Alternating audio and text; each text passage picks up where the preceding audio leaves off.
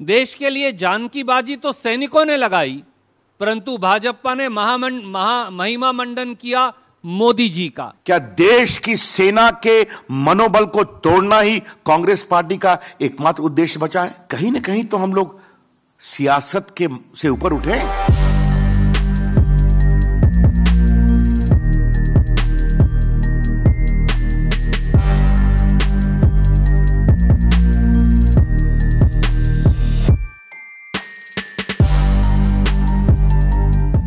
सत्ताधारी दल को यह याद रखना होगा कि हमारे साहसी सैनिकों के बेशकीमती बलिदान को मोदी सरकार व भारतीय जनता पार्टी राजनीतिक लाभ के लिए वोट बटोरने का साधन नहीं बना सकते।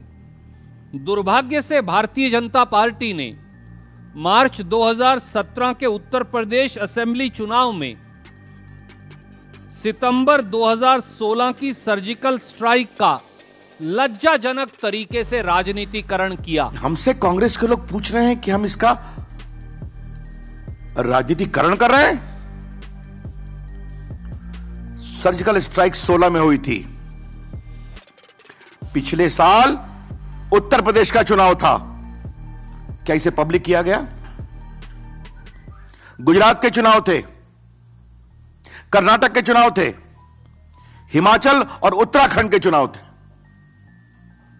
और उत्तर प्रदेश, हिमाचल प्रदेश, उत्तराखंड और कर्नाटका में बड़ी संख्या में अवकाश प्राप्त सेना के लोग भी रहते हैं। आपको मालूम है? क्या उस समय हमने किया? आज तो कोई चुनाव नहीं। एक तरफ मोदी सरकार और भाजपा देश के सैनिकों और सर्जिकल स्ट्राइक का राजनीतिक फायदा लूटने की होड़ में हर हथकंडा अपनाए है, और दूसरी तरफ मोदी सरकार पाकिस्तान के खिलाफ एक दृढ़ नीति व दिशा प्रदान करने और पाकिस्तान प्रायोजित आतंकवाद को रोकने में पूरी तरह से विफल साबित हुई है। शायद यही कारण है, और मोदी सरकार की विफलता का सबसे बड़ा सबूत यही है कि सितंबर 2016 की सर्जिकल स्ट्राइक के बाद 146 सैनिक शहीद हो चुके।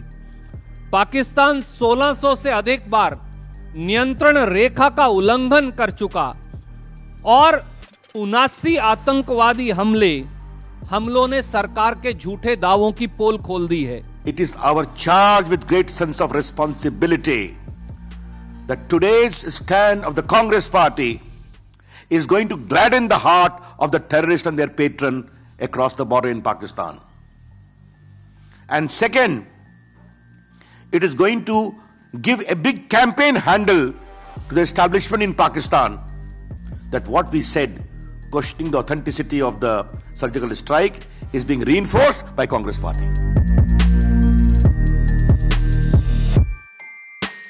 सरकार ने सेना के बजट में कटौती कर व आधुनिक सुरक्षा उपकरण मुहैया न करवा साफ तौर से देश की सेना से सोतेला व्यवहार किया है। पिछले साल का बजट देखिए तो 2,90,000 करोड़ का एलोकेशन था आर्म फोर्सेस के प्रति, 2.95 करोड़। Thank you doctor. अब जहां तक बाकी सवाल है, 1 रैंक 1 पेंशन को किसने सेटल किया?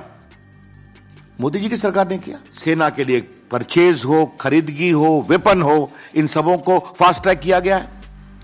ये जो पूरे डिफेंस कॉरिडोर बन रहे हैं, आपको मालूम है, झांसी के पास और बाकी, ये कौन बना रहा है?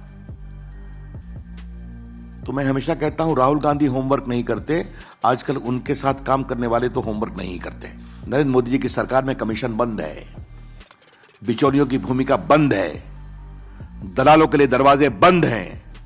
इसलिए बोफोर्स नहीं होता, इसलिए अगस्ता हेलीकॉप्टर स्कैम नहीं होता, सबमरीन स्कैम नहीं होता, तो इससे उनको परेशानी है।